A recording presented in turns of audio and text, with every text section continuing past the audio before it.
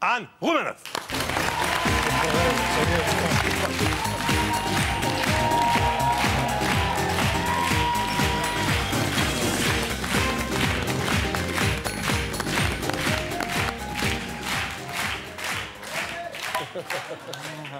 Vous avez vu que le président, au mois de décembre, pour calmer les gilets jaunes, il a distribué 10 milliards d'euros.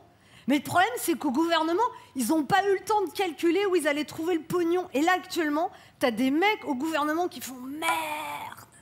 Comment on va leur annoncer à tous ces cons que c'est eux qui vont payer l'argent qu'on leur a donné? Merde. » Alors, pour savoir ce qui ne se passait pas bien en France, ils ont fait un grand débat. Et Emmanuel Macron, il a été lui-même rencontrer les gens. Il a fait, lui, pas des grands débats, mais des longs débats, parce qu'il a parlé des fois 6h30 avec des maires ruraux de 60 ans. Vous imaginez les mecs? Ils ont halluciné. Mais il va jamais pisser, Robocop, là. Il a une prostate en titane ou quoi, là? Mais non, on peut pas se barrer, t'es fou, t'as les chaînes d'infos qui nous filment. Faut pas avoir l'air hostile, sinon on va nous dire qu'on est agressif. Faut pas sourire, sinon on va nous dire qu'on l'approuve. Donc moi, je fais un entre-deux, je fais un rictus. Je fais une tête de François Bayrou, ça passe partout, ça va nulle part. Alors après, ils ont dit oui, il a une standing ovation. Mais non, ça s'est pas passé comme ça. Les mecs, ils étaient là. Et puis ils ont dit, hey, c'est fini. Ouais, on va pouvoir aller bouffer. Ouais.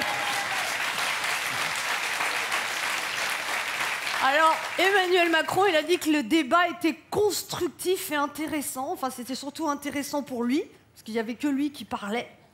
Et du coup, les gilets jaunes, ça continue. Hein, ça se calme, mais ça continue. Et c'est difficile à comprendre, parce qu'au début, c'était simple, les gilets jaunes. T'avais les gentils gilets jaunes qui avaient des revendications et les méchants casseurs. Mais au fil des samedis, ça s'est complexifié et maintenant, il y a à peu près 50 nuances de jaune. Donc déjà, tu as le gentil gilet jaune pacifique. Lui, tu le reconnais parce qu'il est interviewé dès 10h du matin le samedi par les chaînes d'infos. Il bouffe son sandwich, il est là, il dit « Moi, je suis pacifique. Moi, je suis pacifique, on est pacifique. » Et ça se voit qu'il est pacifique. Vu la vitesse à laquelle il bouffe son sandwich, tu sens bien qu'il est mou. Il fait des miettes, il est pacifique. Et tu as le gilet jaune qui dit qu'il est pacifique, mais tu sens qu'il peut basculer dans la dépacification. Il dit, moi je suis pacifique, mais il y a un moment... Et lui, tu sens que ça peut partir.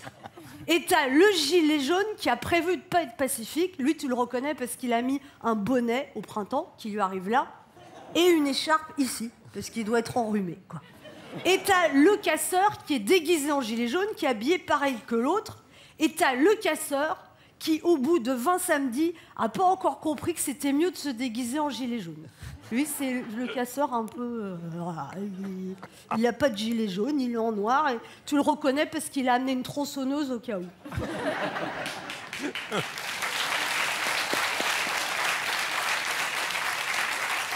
Et puis, il y a mon beau-frère. Alors, mon beau-frère, il est tombé en panne sur une bretelle d'autoroute. Il a appelé la dépanneuse qui n'est jamais venue. Il a mis un gilet jaune en attendant. Aussitôt, il a été rejoint par d'autres gilets jaunes. Ils ont fait un barbecue, ils ont sympathisé. Là-dessus, il y a une chaîne d'infos qui arrivait, elle s'est précipitée sur mon beau-frère. Qu'est-ce que vous pensez de la situation politique? Mon beau-frère a dit, il y en a marre. Mais d'après vous, qu'est-ce qu'il faut faire? Bah, j'en sais rien, mais il y en a marre.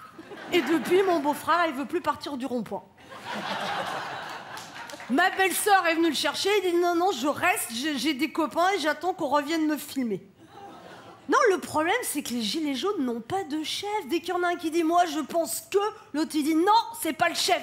Donc, ils n'ont pas de chef. Et je pense que c'est peut-être pour ça qu'ils sont sur des ronds-points, parce qu'au bout d'un moment, ils tournent en rond.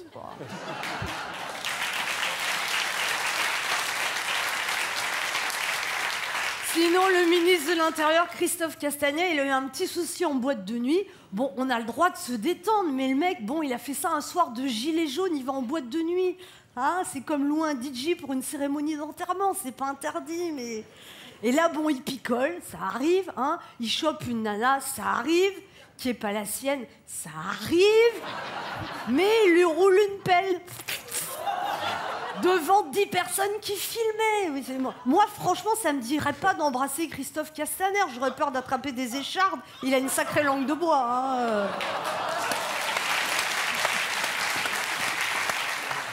Sinon, il y a l'affaire Benalla qui n'est pas terminée. Ça date d'il y a presque 1 an. Vous vous rendez compte, Benalla, c'était un garde du corps de Macron. Il y a 1 an, le 1er mai, au lieu de distribuer du muguet, il a distribué des châtaignes à tout le monde. Parce que le mec, pour se distraire, il se déguise en policier et il va taper des manifestants. Moi, je dis chacun ses loisirs, hein. Mais le problème, c'est que tu n'as pas le droit de taper sur des manifestants si t'es pas policier. Policier, oui, parce que tu as reçu une formation en tapage. Et lui, non. Alors après, ils l'ont viré Benalla, ils se sont aperçus qu'il avait 4 passeports. Et ça, les gens n'ont pas compris. Nous, pour avoir un passeport, on fait la queue pendant 3 heures. On nous dit, ah bah il manque un papier, on refait la queue 3 heures. Après, tu refais la queue 2 heures pour venir chercher le passeport. On te dit, il n'est pas prêt. Et tu reviens 15 jours après, on te dit, désolé, vous n'étiez pas là, on l'a détruit.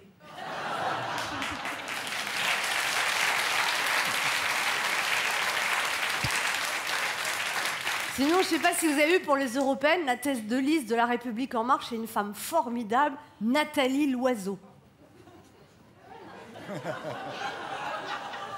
Elle respire la joie de vivre. Hein. On dirait qu'elle a accablé du poids de la vie, je sais pas. Peut-être qu'elle porte sur son dos toutes les promesses de campagne non tenues de Macron, je sais pas. Elle dit il faut que l'Europe prenne son envol. Il faut pas faire l'autruche, mais... Même si c'est le printemps, j'ai peur que l'oiseau ait du mal à décoller. Hein. Enfin, j'espère juste qu'elle va empêcher les extrémistes de faire leur nid. En tout cas, allez voter aux européennes, parce que c'est le meilleur moyen d'être entendu, même si vous n'êtes pas sûr d'être tout à fait, totalement écouté.